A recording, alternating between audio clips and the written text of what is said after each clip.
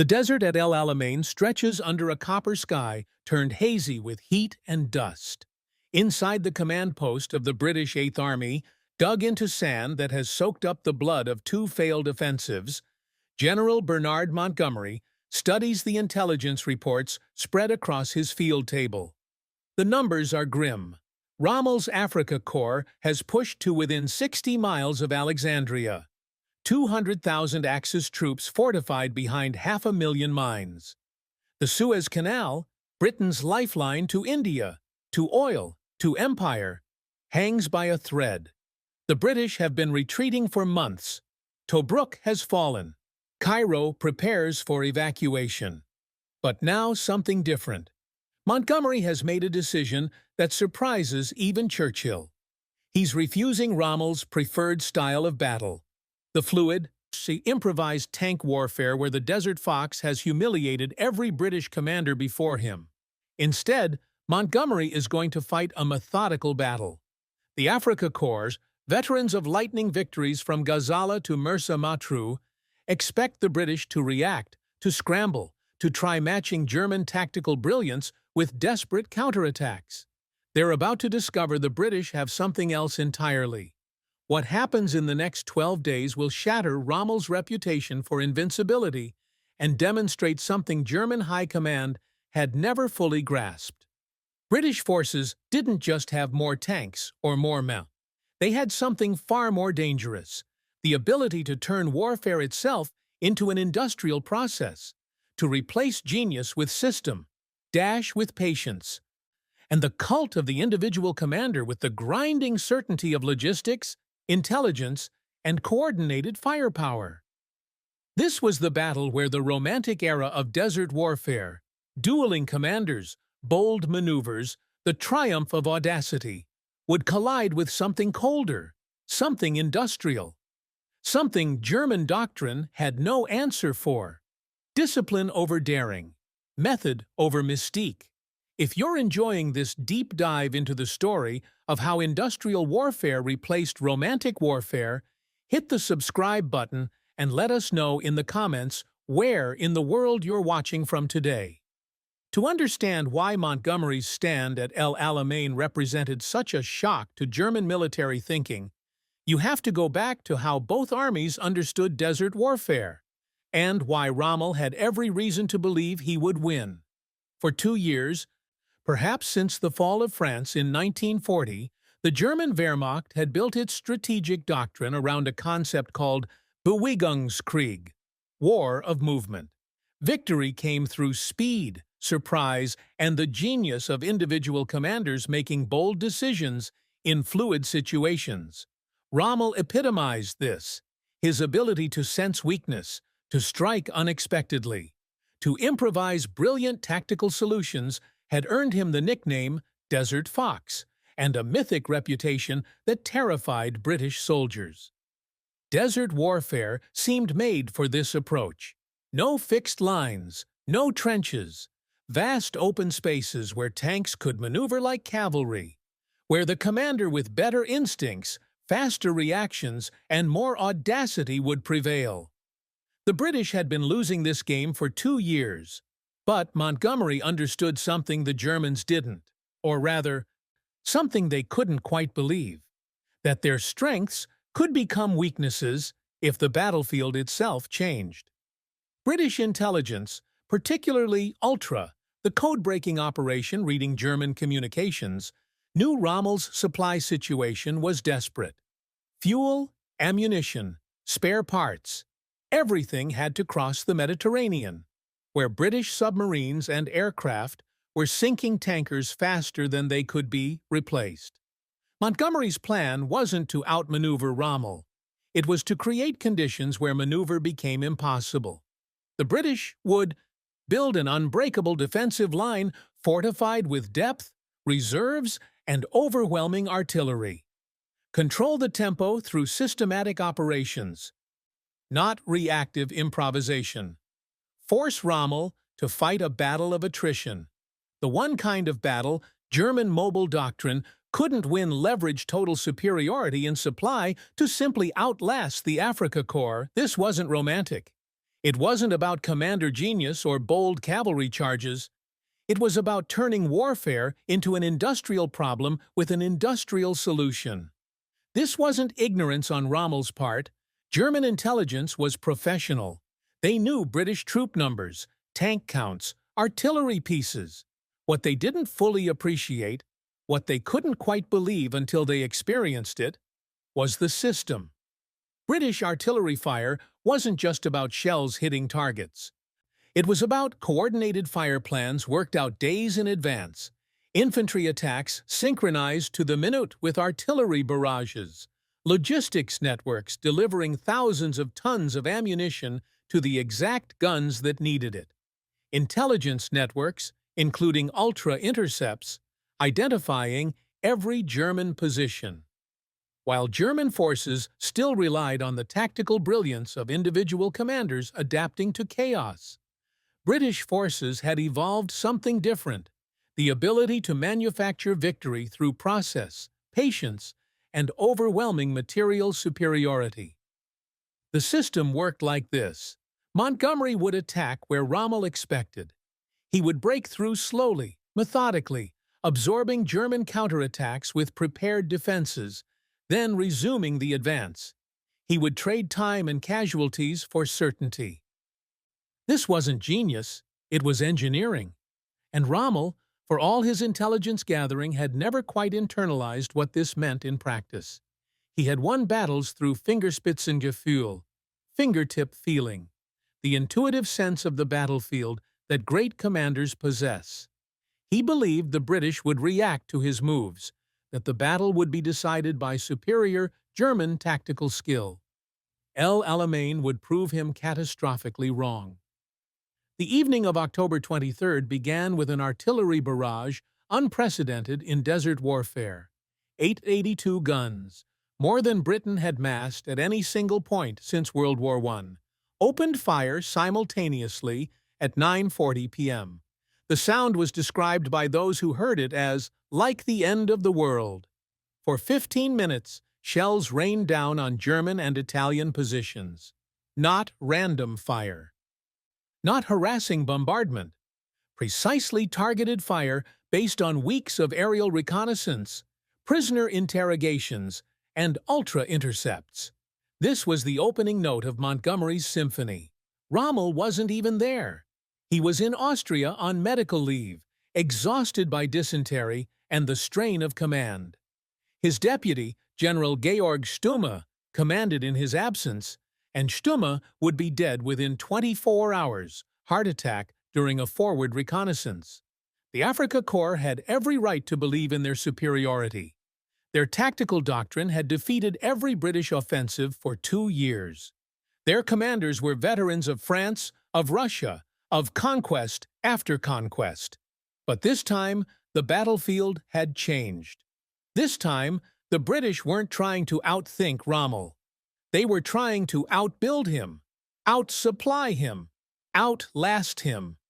And as the artillery barrage lifted and British infantry began their methodical advance through the minefields, engineers clearing paths lane by lane, infantry following behind in perfect order, tanks waiting in reserve, the German defenders began to realize something terrible. The British weren't improvising anymore. They had turned war into a factory, and the product was German defeat. To understand why El Alamein represented such a shock to German military thinking, you have to go back to how both armies understood modern warfare, and why everything in Rommel's experience told him he would win. For nearly a decade since the Spanish Civil War, the Wehrmacht had perfected a doctrine called Auftragstaktik, mission-type tactics. Commanders received objectives, not orders. They were expected to use initiative, to adapt, to exploit opportunities as they appeared. Victory belonged to the army that could react faster, think quicker, improvise better. Rommel embodied this philosophy completely. At Gazala, he'd led his tanks on a sweeping end run around British defenses, ignoring his own supply lines, gambling everything on speed and surprise. He won. At Tobruk, He'd adapted his assault plan 3 times in a single day, probing for weakness, striking where the British least expected. The fortress fell in 24 hours. This wasn't recklessness. It was a calculated faith in the superiority of the German officer corps. Men trained to think independently, to seize fleeting advantages, to turn chaos into opportunity. The British, by contrast, seemed rigid, bound by procedure, slow to react, easy to outthink. Range wasn't just a technical specification. It was wrapped up in an entire philosophy of warfare. German doctrine assumed battles would be won through movement, through finding the enemy's flank, disrupting his plans, forcing him to fight at a disadvantage. Fixed defenses could be bypassed. Static lines could be penetrated. The commander with superior instinct would prevail. The idea that victory could be manufactured through systematic preparation, through grinding attrition, through patient coordination of artillery, infantry, and logistics. This seemed wasteful, inefficient, un-German. This wasn't ignorance. German intelligence was extensive and professional. They knew in general terms what the British Eighth Army could do. They knew Montgomery had more tanks, more artillery, more supplies. They had the specifications. 1,000 tanks versus their 500, 3-to-1 superiority in artillery, complete air superiority. What they didn't fully appreciate, what they couldn't quite believe until they saw it with their own eyes, was the system. British preparation for El Alamein represented something unprecedented in desert warfare. While German forces still relied on the tactical genius of individual commanders adapting to battlefield chaos, Montgomery had built something different, an industrial process for victory. The system worked like this. Ultra-intercepts revealed Rommel's supply situation. Fuel for just 7 days of operations, ammunition reserves dangerously low. Aerial reconnaissance photographed every German position, every minefield, every gun emplacement. This information fed into a vast planning apparatus where staff officers calculated artillery fire plans timed to the second, infantry assault lanes mapped to the meter, logistics networks designed to deliver specific ammunition to specific guns at specific times. Montgomery's fire control wasn't improvisation. It was orchestration, where Rommel would study the battlefield and make intuitive decisions, attack here, feint there, exploit that opening. Montgomery built timetables. H-hour for artillery barrage, 21:40 precisely. Infantry advance, 22:00. Engineering teams clearing minefield lanes. Continuous operations in 4-hour shifts. Tank reserves positioned at coordinates determined by calculation, not instinct. This was mathematics made lethal. And the Germans, for all their intelligence gathering, had never quite internalized what this meant in practice. They had won battles through Fingerspitzengefühl, fingertip feeling, the intuitive sense great commanders possess. Meanwhile, British forces, with their methodical preparation, could engage at a tempo the Germans had never seriously defended against. The tempo of a factory, grinding forward regardless of individual brilliance, replacing casualties from calculated reserves, resuming attacks on predetermined schedules. The evening of October 23rd would reveal what happens when romantic warfare meets industrial process, when the cult of the commander confronts the system that renders commanders nearly irrelevant. October 23rd, 21:40 hours precisely. At Montgomery's forward command post, the order was given, not shouted, not dramatic, simply spoken into a field telephone. Commence Operation Lightfoot. Across a front stretching 9 miles from the Mediterranean to the Qattara Depression, 882 field guns spoke as one. The sound was beyond description. Veterans of the Somme, men who'd heard the greatest barrages of the First World War, said they'd never experienced anything like this. The ground shook. The air became pressure, became violence, became physics made tangible. This wasn't suppressing fire or harassing bombardment. This was orchestration. Every gun had been assigned specific targets weeks in advance. German observation posts at grid reference 876.432. 4 guns allocated, firing for 6 minutes. Italian artillery battery at 881.447. 8 guns, 3-minute saturation. Communication trenches, command bunkers, ammunition dumps, mortar positions. All identified by aerial reconnaissance, all catalogued, all targeted with industrial precision.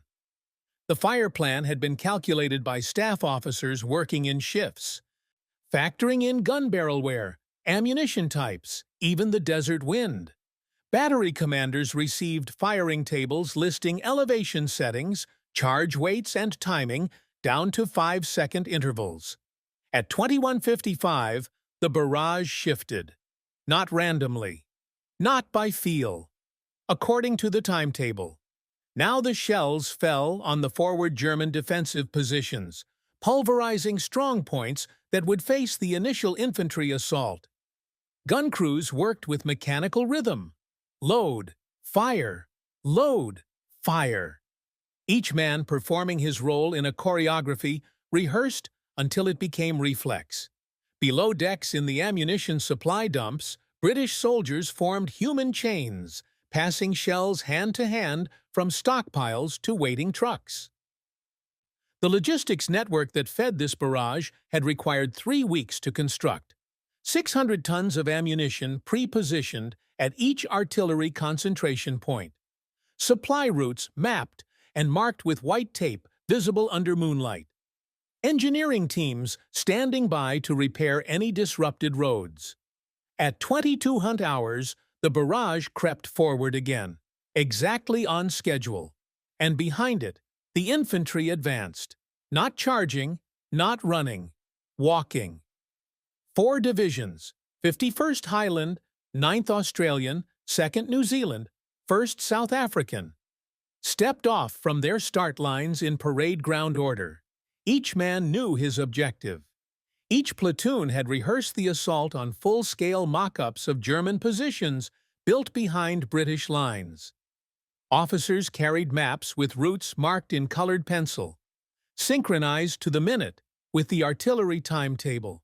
Ahead of them, sappers from the Royal Engineers began the deadly work of clearing paths through the minefields.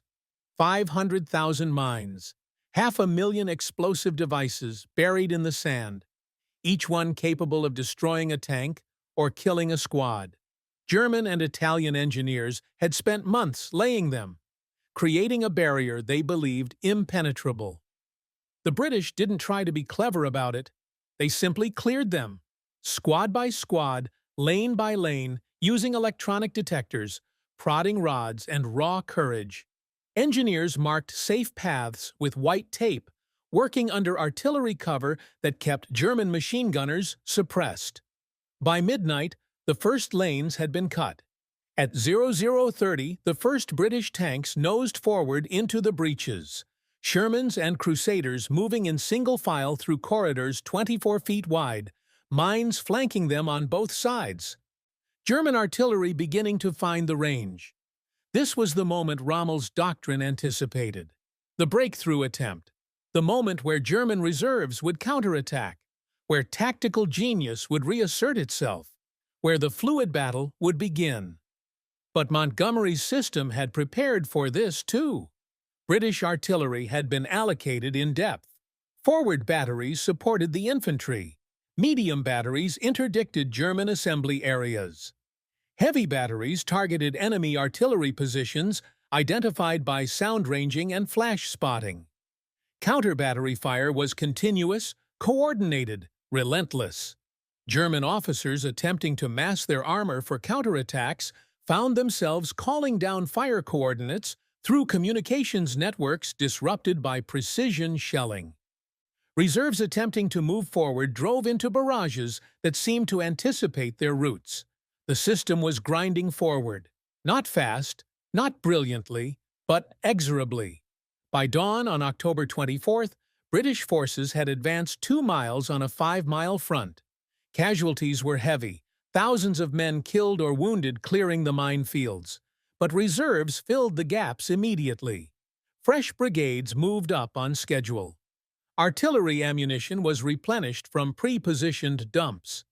The tempo never slowed, and in his headquarters, monitoring reports from the front, Montgomery understood what the Germans were only beginning to realize. This wasn't a battle. It was a process, and processes don't require genius. They just require fuel, ammunition, and patience, all of which the British had in abundance. In Montgomery's command post, staff officers marked the map with colored pins. Blue for battalions in position, red for objectives secured. The markers moved forward in increments, 200 yards, 400 yards, each representing hours of fighting, hundreds of casualties. The voices were calm, professional. 9th Australian Division reports, objective Oxalic secured. Casualties moderate. Requesting artillery support grid 881.455. Approved. Medium batteries allocated.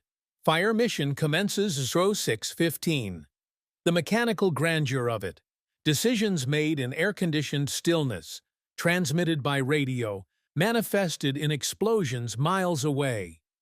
But on the ground, there was only chaos.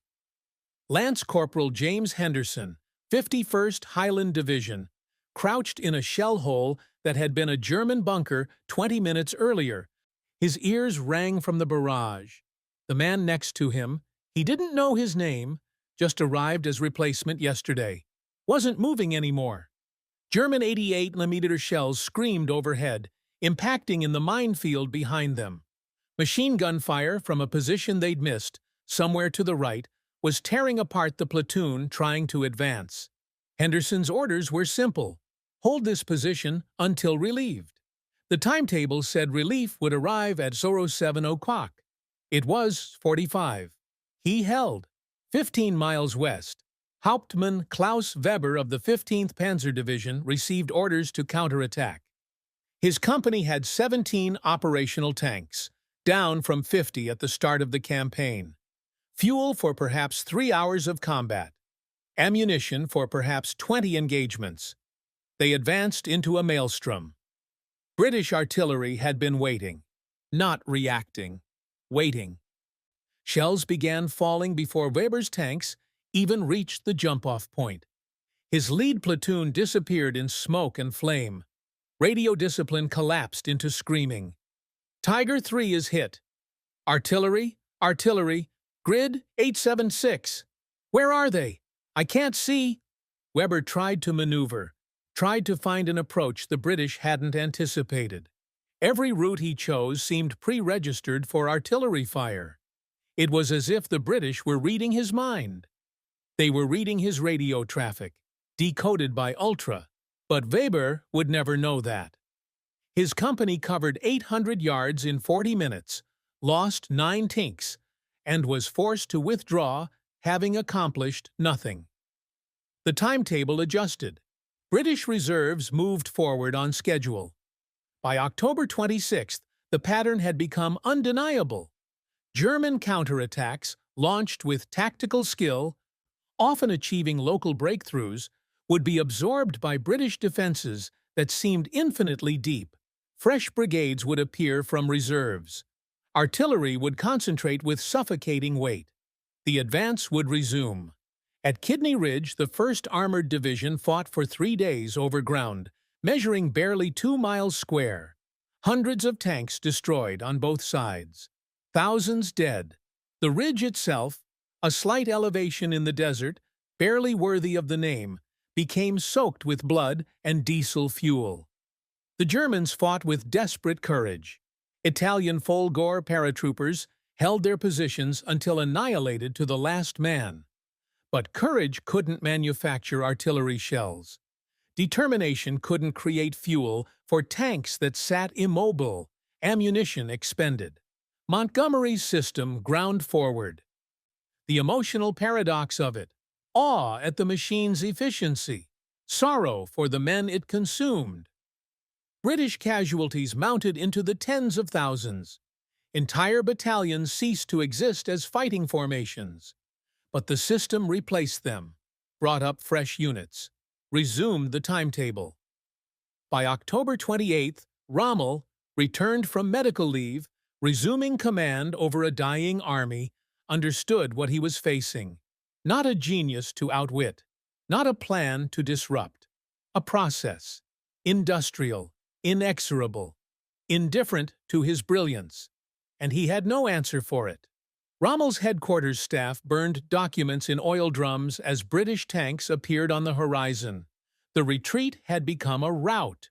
Fuka, Mersa Matruh, names on a map now marking stages of collapse. In Berlin, the High Command read Rommel's reports with something approaching incomprehension. This wasn't supposed to happen. Not to German forces, not to the Desert Fox. But the numbers told a story doctrine couldn't explain. 30,000 Axis casualties, 500 tanks destroyed, 1,000 guns captured. An army that had threatened Cairo now fleeing across 700 miles of desert, abandoning everything that couldn't be carried. What stunned German commanders wasn't the defeat itself. Armies lose battles. It was how they'd lost. Rommel's after-action report, stripped of propaganda, was devastating in its honesty. The British possessed a system of warfare we could not counter. Their artillery coordination, supply organization, and intelligence capabilities operated at a level we had not encountered. They could do things we couldn't do. Build things we couldn't build. Not they fought better, not they were braver. They had built a better machine. For an army that prided itself on tactical excellence, on the superiority of German military thinking, this was a philosophical wound as much as a military one. The implication was inescapable. Individual brilliance, tactical genius, even superior training. None of it mattered when facing an enemy who had industrialized victory itself. German intelligence officers studying captured British planning documents found timetables stretching weeks into the future. Artillery fire plans calculated to the minute. Logistics networks mapped with the precision of factory assembly lines. This wasn't generalship, it was engineering. And perhaps most disturbing, ultra-intercepts revealed the British had been reading German communications for months. Every brilliant improvisation, every intuitive decision Rommel had made. The British had known about it, planned for it, prepared responses in advance. The myth of German tactical superiority hadn't just been defeated. It had been systemically dismantled by an enemy who understood that modern warfare wasn't about generals, it was about systems. In the officer clubs of the Wehrmacht, men who had conquered France, who had driven to the gates of Moscow, began asking uncomfortable questions. If British industrial methods could nullify German tactical skill in the desert, what did that mean for the Eastern Front? For Fortress Europe? The silence that followed was contemplative, somber. Alamein hadn't just broken an army. It had shattered an illusion. Montgomery's triumph at Alamein represented the apex of something already dying. Consider what made his victory possible. Months of meticulous preparation, precisely coordinated artillery, infantry advancing behind creeping barrages, tanks exploiting carefully cleared lanes through minefields. This was warfare as the great war generals had dreamed it. Methodical, systematic, industrially certain. It was also obsolete. Even as Montgomery's staff officers plotted their timetables, a different kind of warfare was emerging. In the Pacific, carrier aircraft were sinking battleships from 200 miles away. Strategic bombers were reducing cities to rubble without a single soldier crossing enemy lines. Armored columns with air support were moving faster than any infantry-artillery coordination could follow. The very qualities that made Montgomery's system unbeatable, its preparation, Its rigidity, its dependence on fixed timetables, made it unsuited for the warfare already replacing it. Within 3 years, German blitzkrieg refined by hard experience would tear through similar British defensive lines in Normandy in days, not weeks. Soviet deep battle operations would make Montgomery's methodical advances look glacial by comparison.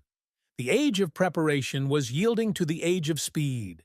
El Alamein was a masterpiece and a museum piece. The British Army that won there, with its staff officers and firing tables and logistics networks, was an army built for fighting the previous war to perfection. They had solved the problems of 1918 just in time to face the problems of 1945. Rommel understood this before most. In his final reports from North Africa, he wrote not about tactical failures, but about obsolescence. Modern warfare moves too quickly for the methods that defeated us. The British built a system to beat German tactics, but tactics themselves are being superseded. The Wehrmacht would never fight another battle like El Alamein, not because they couldn't, but because by 1943, warfare had moved beyond battles that could be won through systematic preparation alone. Yet none of this diminishes what Montgomery achieved. He identified the problem, German tactical superiority, and engineered a solution so complete it broke an army and changed a campaign. That the solution itself would soon be outdated doesn't make it less brilliant. It makes it human. History is full of perfections that arrived too late. Men who mastered skills the world no longer needed. Systems refined to excellence just as they became irrelevant.